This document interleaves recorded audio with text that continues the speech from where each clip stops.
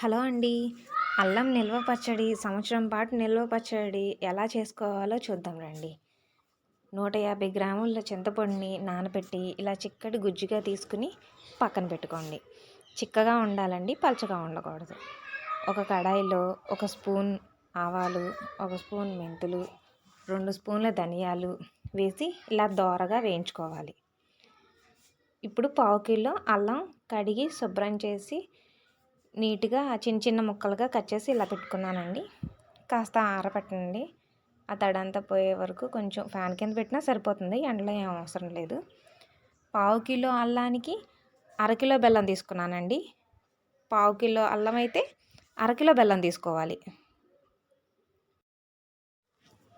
అరకిలో బెల్లం అయితే కరెక్ట్గా కొలత సరిపోతుందండి.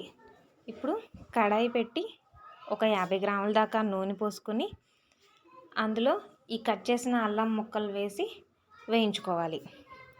బాగా ఎర్రగా వేయించాల్సిన అవసరం లేదండి. ఈ అల్లంలోని తడంతా పోయి కాస్త గోల్డెన్ బ్రౌన్ కలర్ వచ్చే వరకు వేయించుకుంటే సరిపోతుంది.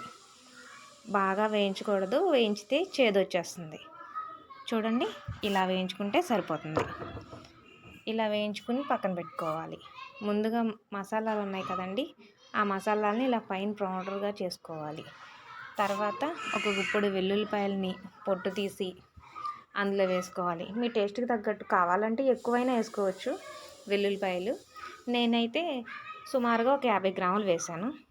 ఇలా అల్లం ముక్కలు కట్ చేసి పెట్టుకుని వేయించినవి చల్లారిన తర్వాత ఇవి కూడా మిక్సీలో వేసుకొని వీటిని కూడా పేస్ట్ చేసుకోవాలి. చూడండి, ఇలా పేస్ట్ చేసుకోవాలి. దీంట్లోకి నేను పావు కిలో కారం వేస్తున్నానండి. కారం బాగా ఇష్టపడే వాళ్ళు ఇంకొంచెం వేసుకోవచ్చు, లేదంటే తగ్గించి కూడా వేసుకోవచ్చు. నా కొలతల ప్రకారం అయితే ఇలా వేస్తున్నాను.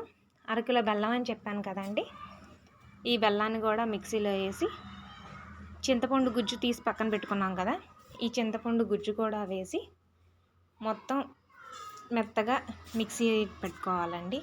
చింతపండు గుజ్జు, బెల్లం, అల్లం, ఈ మసాలాలన్నీ చక్కగా గ్రైండ్ అయిపోయే వరకు బాగా మిక్సీ పట్టుకోండి.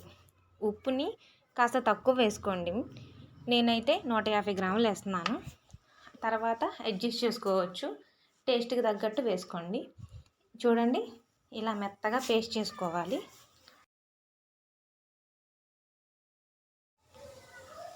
ఈ పచ్చడిని ఆయిల్ వేసి ఒక 200 గ్రాములు ఆయిల్ పడుతుందండి. ఈ మొత్తం పచ్చడి అంతా కలవడానికి 200 ఆయిల్ శనగ నూనె వాడుతున్నానండి నేను. నిలవ పచ్చళ్ళ దేనికైనా సరే శనగ నూనె కానీ పప్పు నూనె కానీ వేయాలండి. దీంట్లోకి వెల్లుల్లిపాయలు వేసుకుంటున్నానండి. పొట్టు తీసిని ఒక 100 గ్రాముల దాకా వెల్లుల్లిపాయలని పొట్టు తీసి ఈ ఆయిల్లో వేసానండి.